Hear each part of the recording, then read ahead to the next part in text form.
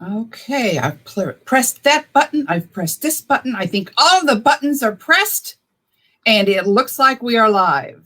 We are live. Yay. What is the weather going to do today, Terry Ann? I haven't even looked out the window. I'm afraid to. It's up and down. It's all wet out there. I almost ran and got a walk in at 7 this morning because I was like, oh, maybe it won't rain till later or something. I don't know. I can't figure out the weather this morning. So. You walk in rain or just fog? Oh, I like to walk in rain and fog do you? as long as it's not. Yeah, I love the rain. I love rain. So I think it's great. I like sitting inside and listening to it, just kind of gently. You could snuggle up and read a book in the rain, or you can take a nap, or you can go jump in the puddles. I like a saying. A saying is called dance, learning to dance in the rain, right? Oh, nice. Because when we were little, what would we do if it rained?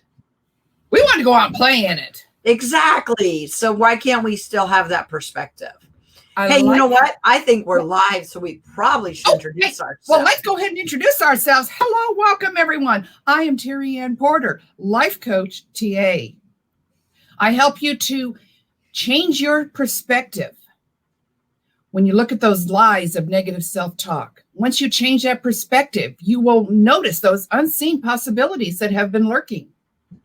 Those possibilities lead to new pathways that are opening onto which you can choose to proceed. And my co-host is... Good morning. I'm Cherry Berger, for those that don't know me. And I'm the owner of Here to There Consulting. And we educate business owners with those tools to balance finances, business, and life. Because our mission is to help you create the life and business that you deserve. I'm so glad you guys are here today. Welcome, welcome. Am I echoing? Please tell me no. I'm not seeing if we have people on today to help us. I have no idea what went wrong last week. There were technical issues left and right. We persevered. We kept on. We stayed on topic, and we made it through. And we just know that this week is going to be better. What is our topic this week, by the way? You mean today? Yeah, today.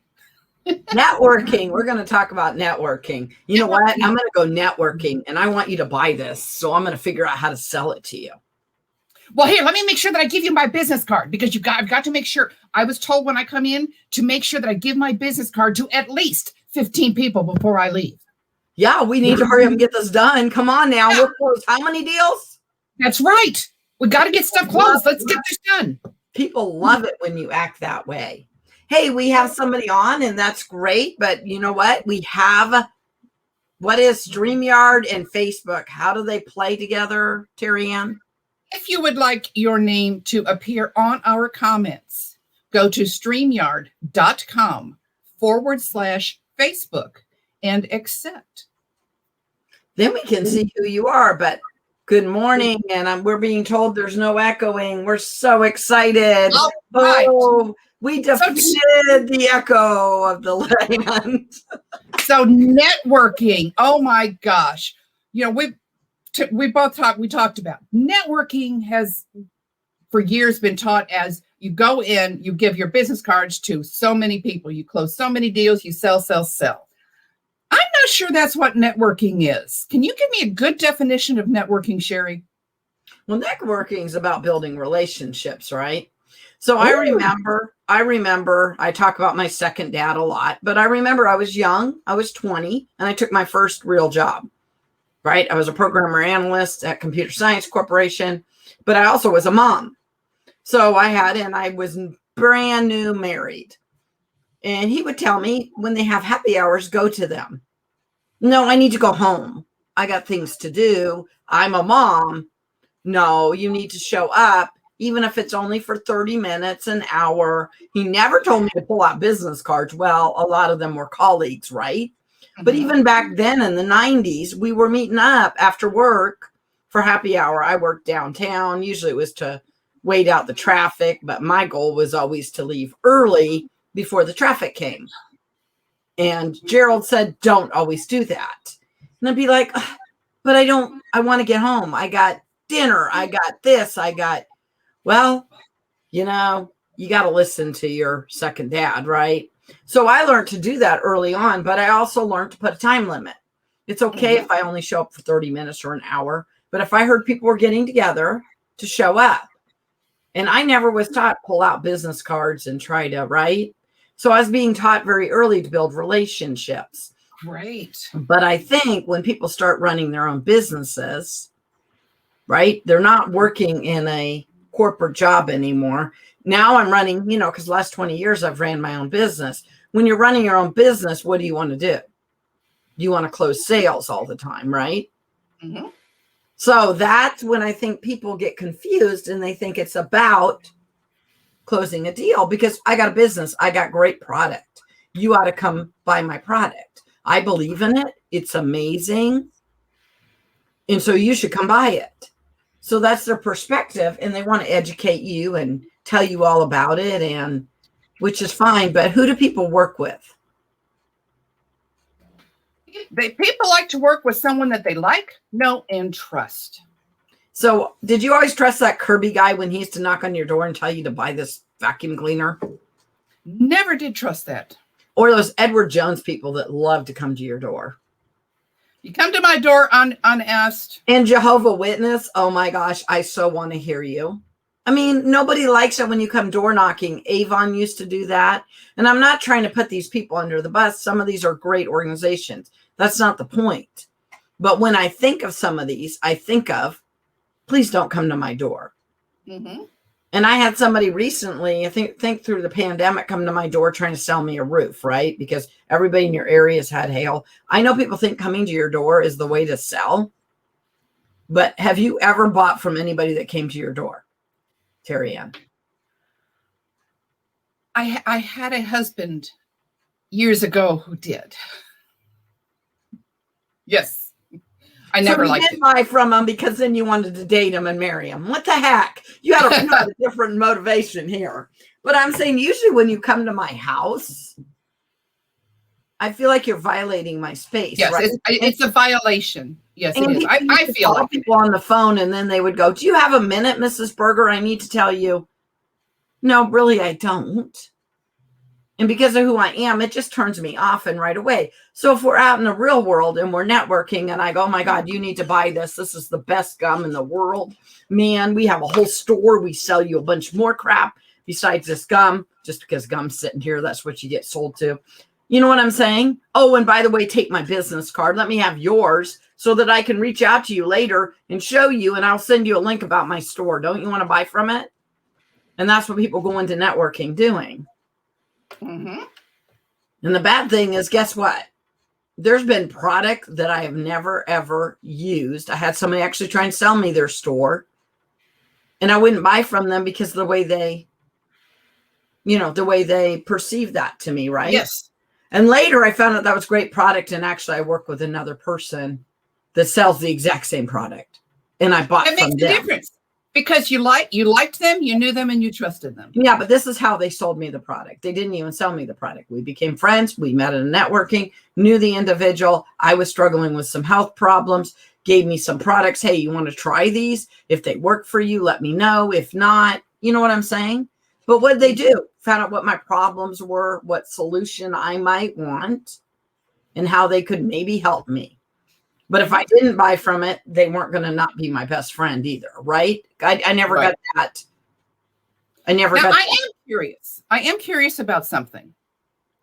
Mm-hmm. You talked about going to like happy hour in the 90s. And over time, I think I was surprised when I went to a networking event and saw you were involved in the same networking organization I was. But this past year, we have not been able to meet in person. How has networking changed over this past year? What have you done? So I like what Kathy Weaver said. Did you see her post? Instead of closing business, it's about opening relationships. I love that. Great comment. So in relationships, well, and you're saying you never knew I belonged to this other networking event. I know you want to talk about how we network now, but I want to talk about you seeing me at another networking event. I'm sorry, Terry Ann, you and I belong to a networking group. We belong to Toastmasters together. That's how we know each other. We've worked, well, we didn't work with each other. We just recently, I think, started, but we knew each other. And now we even belong to Vance Club together and things like that. But then you go to a Christian networking group and you've seen me there and you were surprised. But I will tell you, like Toastmasters, you do not come to Toastmasters and sell a widget.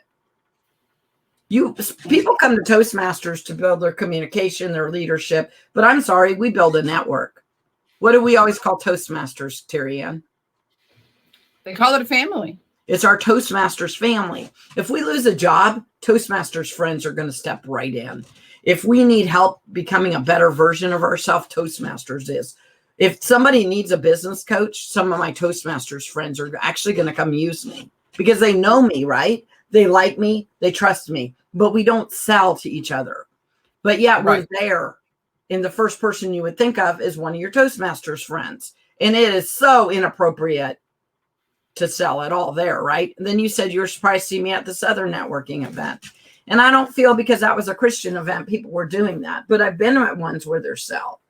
But now, yeah, like you're saying, network has changed, has really, really changed through this pandemic. Mm-hmm. It has really, really changed. But in part of the way, sometimes I feel like I've built more intimate and deeper relationships. Because when you go in person, which some in person are still meeting right now. But when you go in person, there's usually a lot of people. I mean, when you met me at that one networking event, you and your husband came and sat with us right away. And that was great. And we got to meet with you. And it's great when you meet in person. But when you're meeting online right now, networking, oh my gosh, how many networking events are out there? There are so many out there. How big has instead of your world getting smaller, it's gotten bigger. I mean, I knew people from other states because I've always been involved in some kind of training and Toastmasters and I have my own coaches and other things that I'm involved in. So I know people from other states, but now I know even more. Right? Mm-hmm. Or even other countries, because Toastmasters is international. A lot of our networking is international. I always thought it's interesting. Like I said, I joined Toastmasters to be a better communicator, but I've had friends for the last 15 years international. And the stuff you can learn about other people's cultures and it's amazing. So I've been networking international for 15 years, right? So it can just become really big. But now, where did we get to go this year, Terry Ann, that you and I really, really wanted to go? We were in Paris.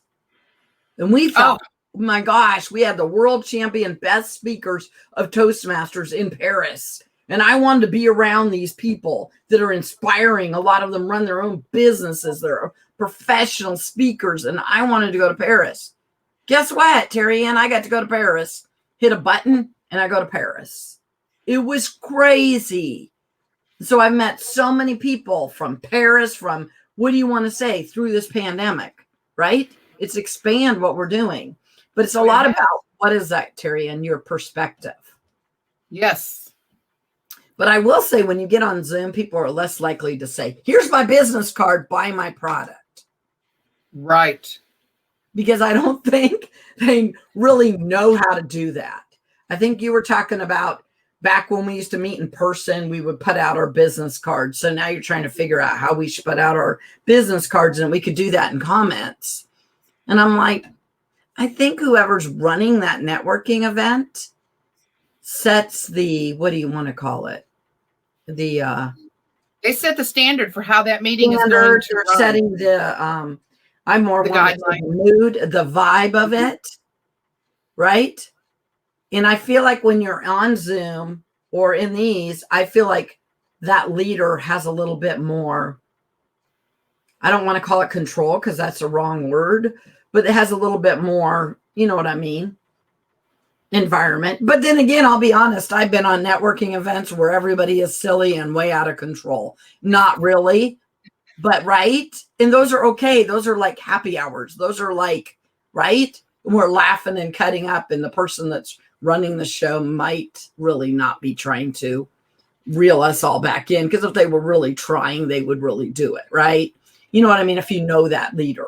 But anyway, it's called the mute button. It keeps, you can really get control in a Zoom meeting, hit that mute all, works every time. I had people meeting in person and I was on Zoom and they thought they were funny when they were muting me through this pandemic.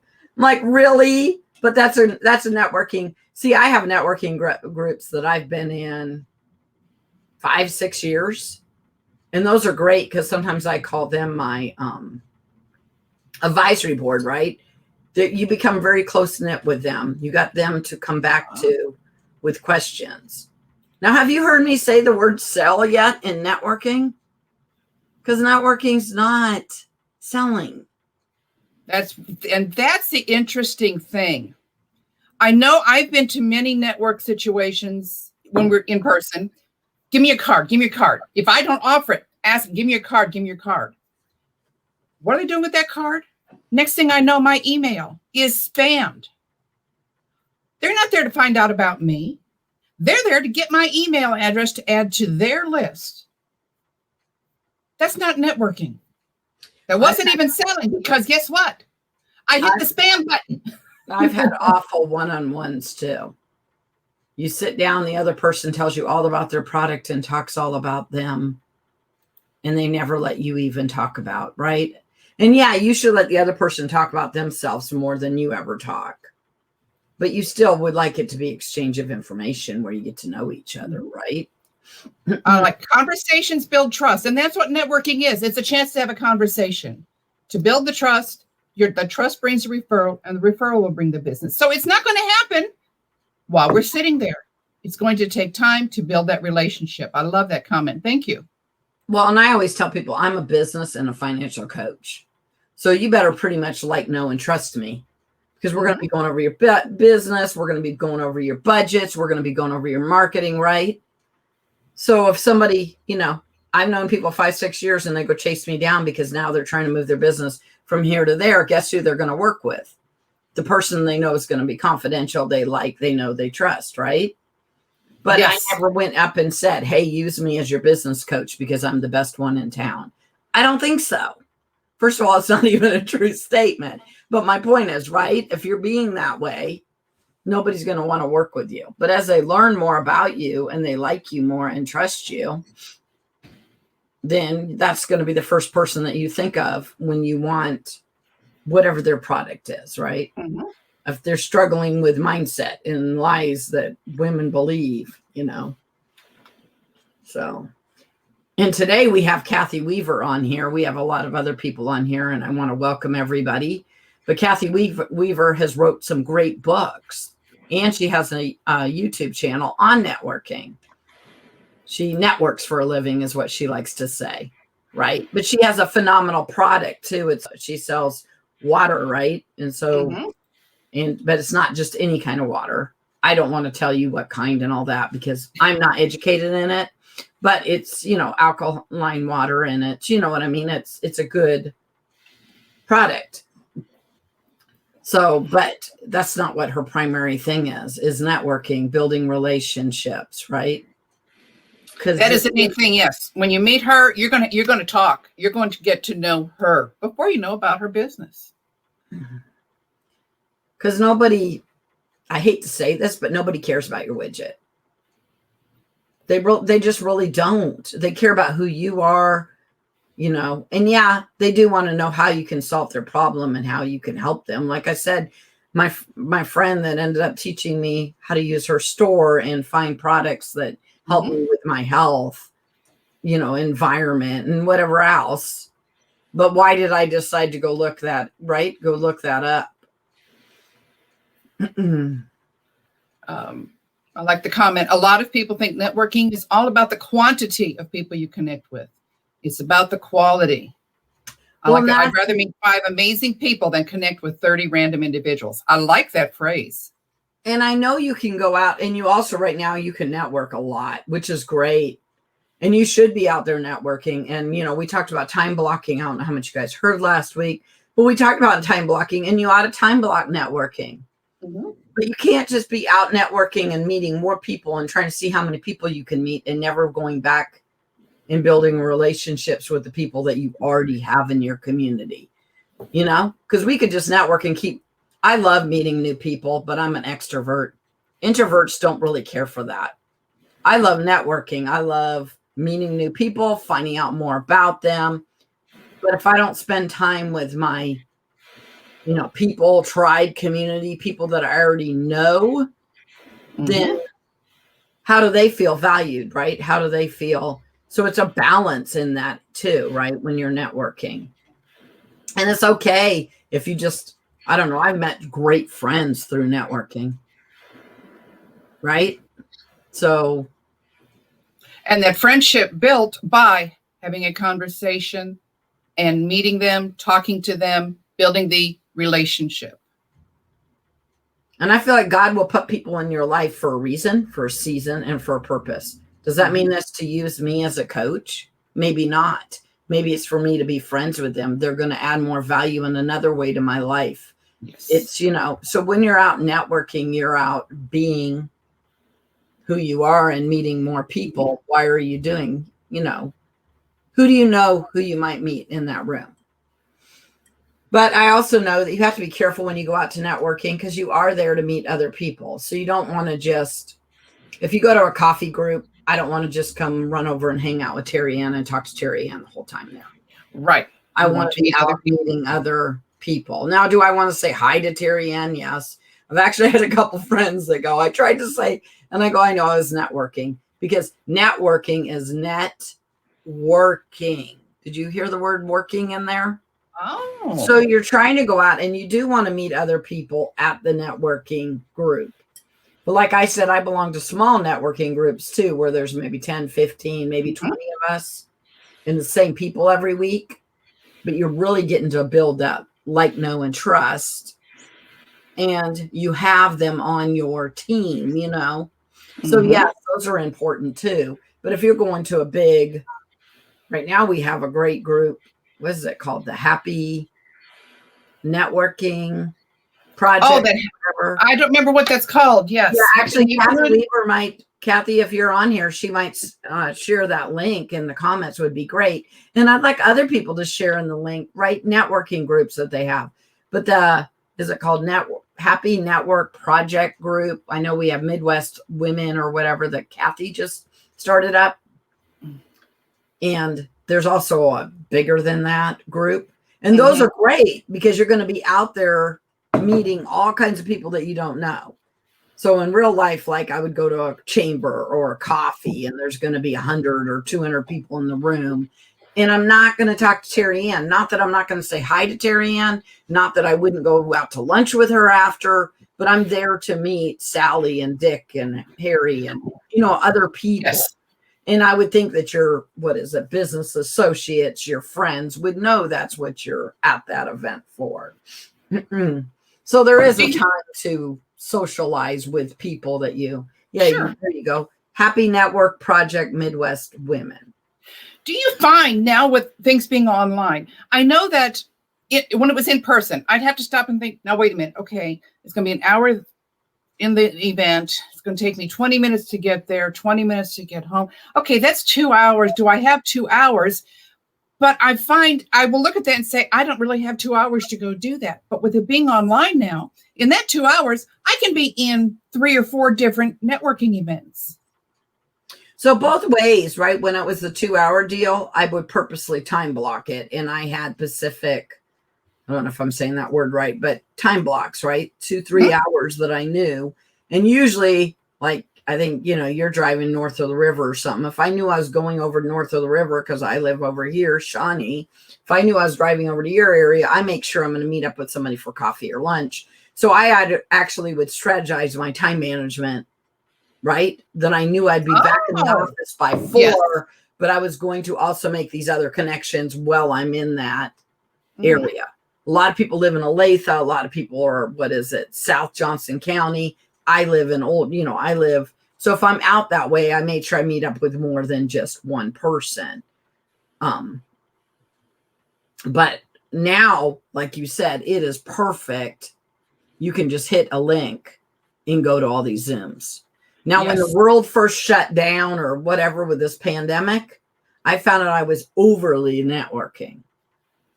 Because you could just hit a link, go to this network, go to that, but there is a thing and everybody needs to be aware of it right now. There is a thing called Zoom fatigue, and it's for real. So if you're on Zoom, you're on your computer. Well, I guess I'm on my computer all day, no matter what, right? Mhm. But if you're on networking too much, you know what I mean? You can get Zoom fatigue. Sure. And it depends on what kind of business you have. If you're just out selling a gadget, I guess you have more time maybe to go out and network on everything. But if you're a business coach like me, I do a lot of research for my clients. I got to get ready for meetings. I have other time that I'm, working on other things. And Linda Wilson just said ABWA, and that's a chapter, and they're meeting on Wednesday. Overly networking rather than selective networking. See, exactly.